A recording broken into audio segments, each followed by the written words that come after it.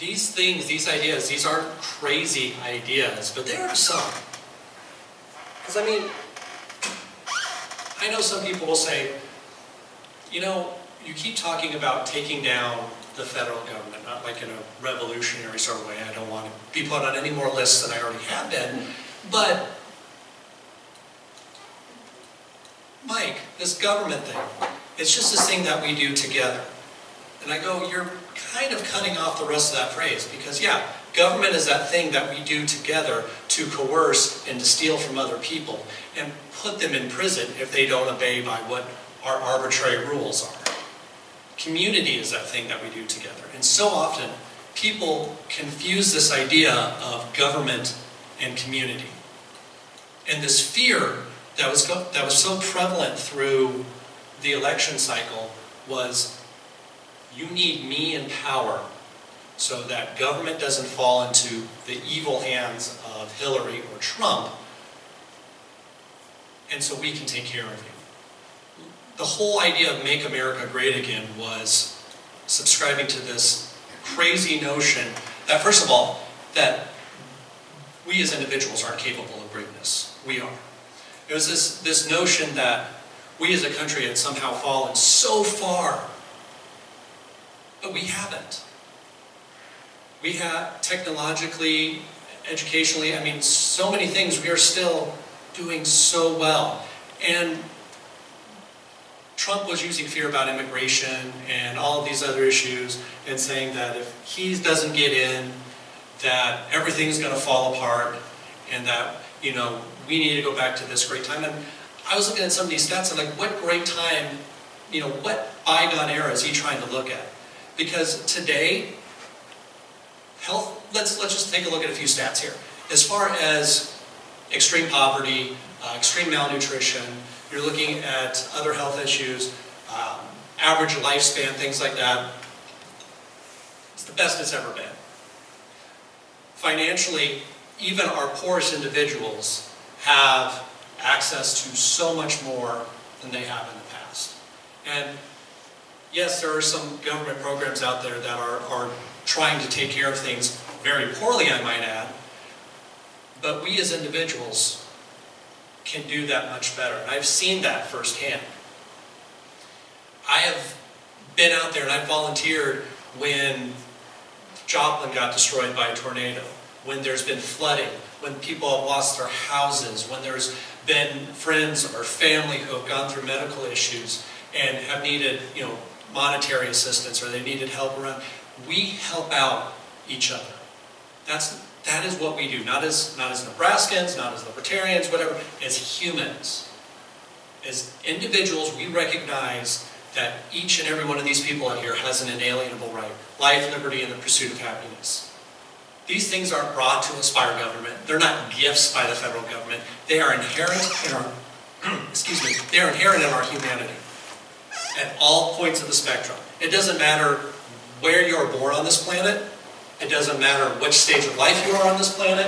It doesn't matter gender, race, anything like that. You have inalienable rights because you are born and because you are living here.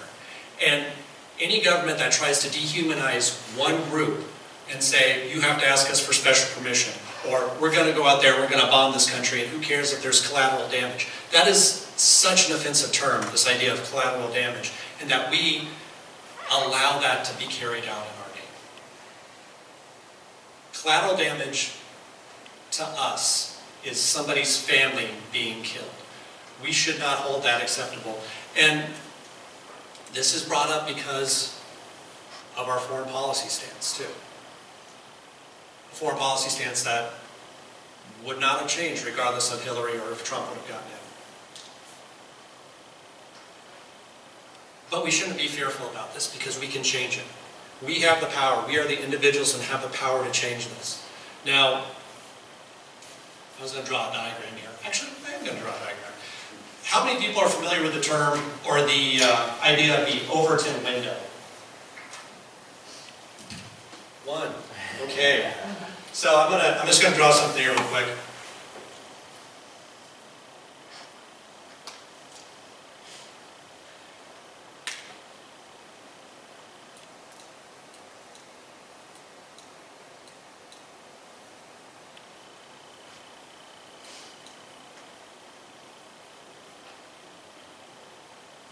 So, essentially the Overton window is this.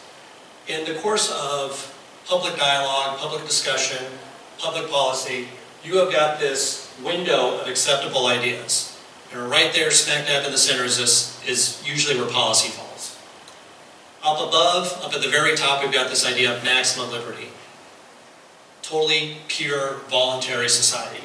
Down at the bottom, pure, unadulterated statism.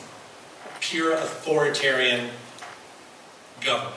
Now, over the years, what's been going on is this window of acceptable ideas, be it through Bernie Sanders trying to espouse socialism, Trump riding on this wave of populism, Hillary just being completely and utterly corrupt along with the DNC and trying to promote her own brand of corporatism. This window's been slowly moving down.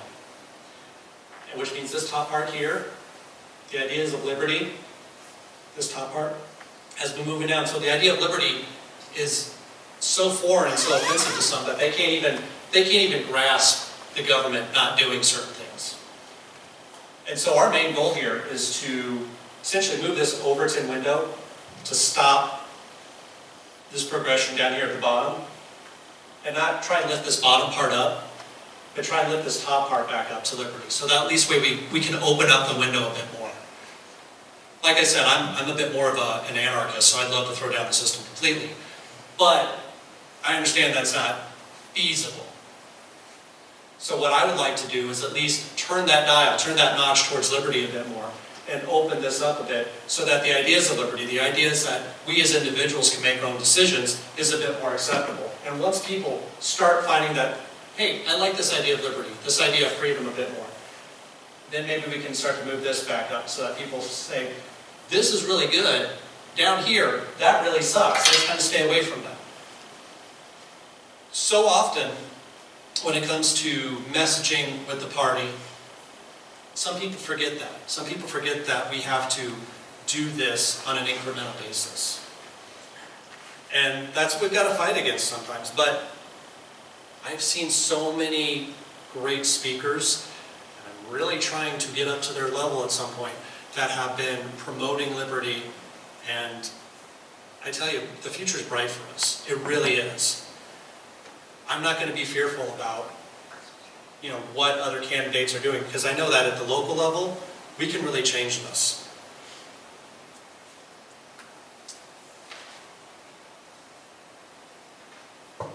So, I'm just curious here. How many people are registered either independent or libertarian in this room?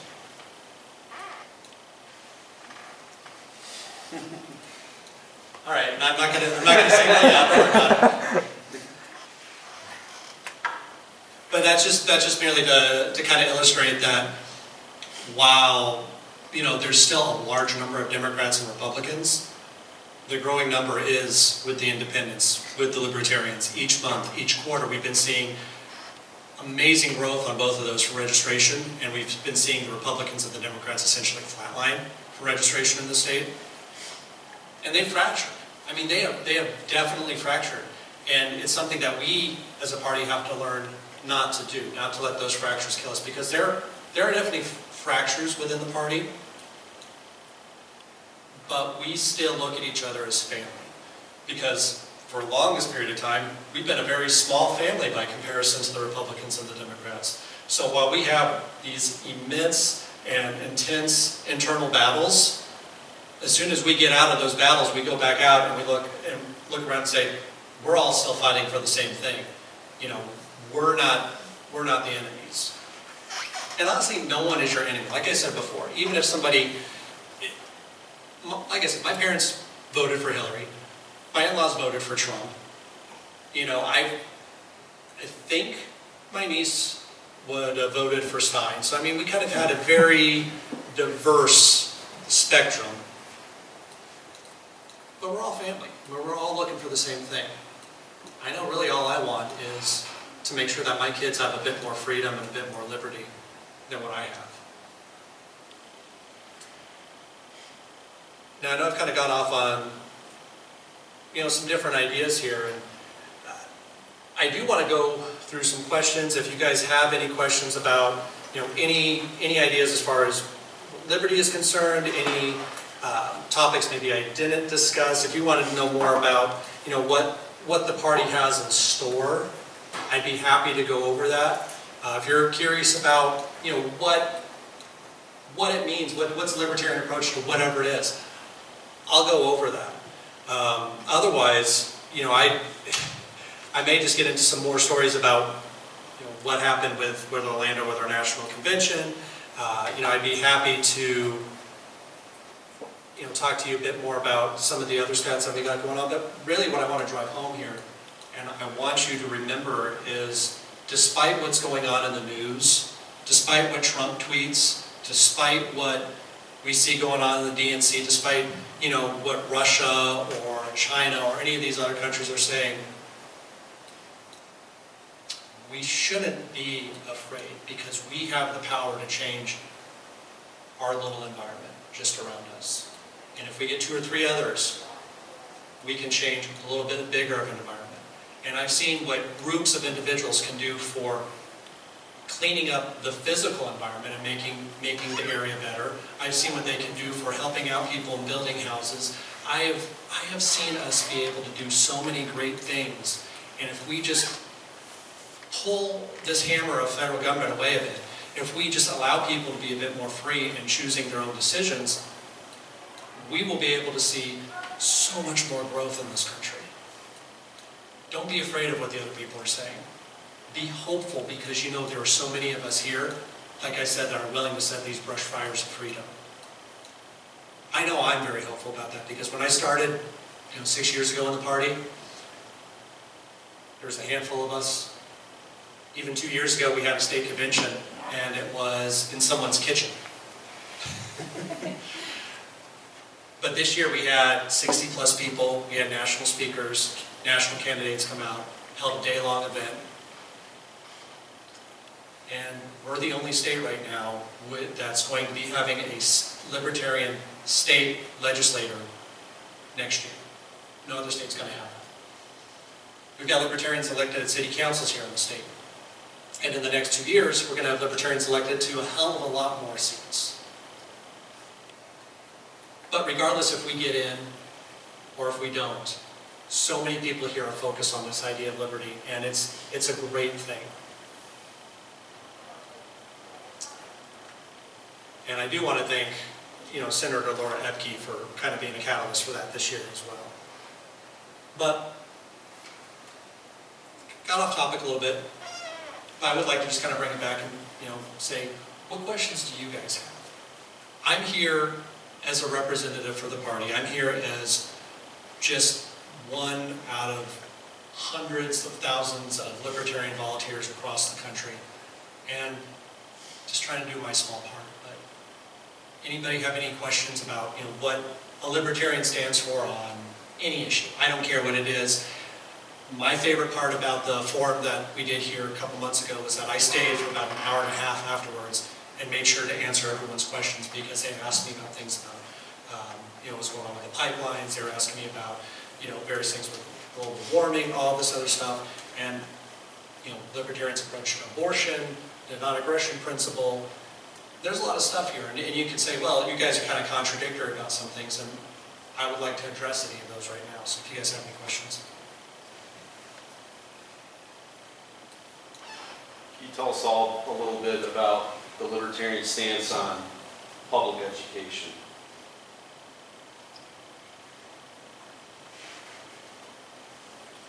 Well, I realize being at a university here of Nebraska, that might be a bit of a touchy subject. I did go to UNL. So, I don't want to badmouth anything, but yeah, as far as public education is concerned, government shouldn't be involved in it at all. And quite simply, libertarian approach is do away with the Department of Education. Let's focus on more freedom of education. Why do we have to have these particular standards that obviously aren't advancing us? I mean, the Department of Education is just such a huge bureaucratic nightmare, and I'm just experiencing it now because I've got my first child in kindergarten, and I'm seeing all of these little policies that are being implemented, like, Why does my kindergartner have in her grade school handbook something about domestic violence and dating violence? The school goes up to 5th grade. I mean, yes, these are serious issues, but at the same time, what type of first grader is going to be dealing with this? And if there are these issues, these are much better addressed by families. These are much better addressed by communities. We've given so much power to the Department of Education lately to try and raise our children, and if we go against them and we say we want to do school choice, we want to do charter schools, we want to do homeschooling, I've got a friend that does unschooling. I'm still learning about that one, but there are different approaches. Kids learn differently, and just like we've got a huge choice of colleges that we can go to or not go to, tech schools, vocational schools, things like that, there should always be this freedom to choose how you want to educate your child. Again, there's going to be some people that fall through the cracks. There always are. The unfortunate nature of human nature is that you cannot save everyone. And the best way to save people is to not create a bureaucracy that's going to let more people slip through the cracks. Be it through truancy laws, be it through these standardized testing where really people are only learning to take the test well. And they're not actually retaining the knowledge. Libertarians would just like to see, more school choice. And I would personally like to see a lot more communities just having homeschooling co-ops and to not have to ask for so much permission to do that. Mike, what role does volunteerism play in transitioning social services like education to the private sector?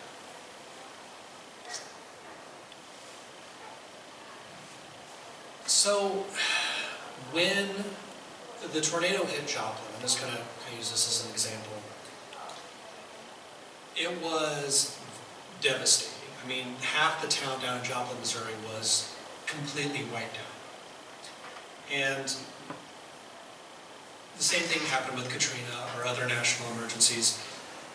Yes, FEMA moved in, yes, there are these other organizations that moved in, but what you saw were people across the country doing fundraisers, there were telethons, or all these other things saying, we've got to do what we can to help out. And I know what I did was started a fundraiser up here through work, through a few people that were with the Libertarian Party at the time, through my local church and another organization, and just said, look, this tornado happened yesterday.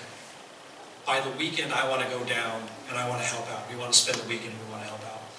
And I talked to enough people and got enough money that we filled up 2 trucks and a trailer, headed down there, and pretty much spent the weekend down there helping out and making sure that people got the supplies, chainsaws, there were care packages for kids, there were clothes, bottled water, everything, helping move items, helping check in things, my wife set up, she excels at Microsoft Excel, was setting up databases for one of these volunteer organizations that didn't know how to do things. So volunteerism is the driving force behind advancing human nature.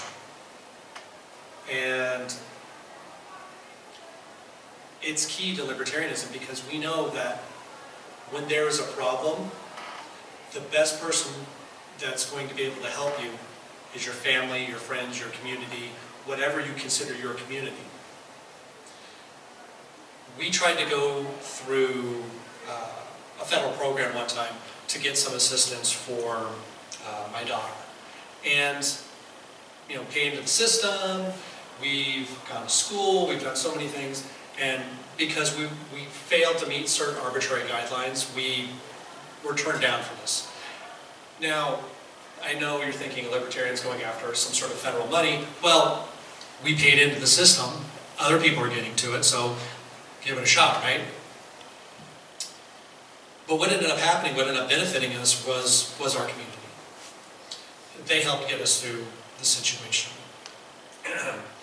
When it comes to education, when it comes to anything, voluntarily contributing to something is going to yield much more personal results. It's going to yield, it's going to be much more beneficial.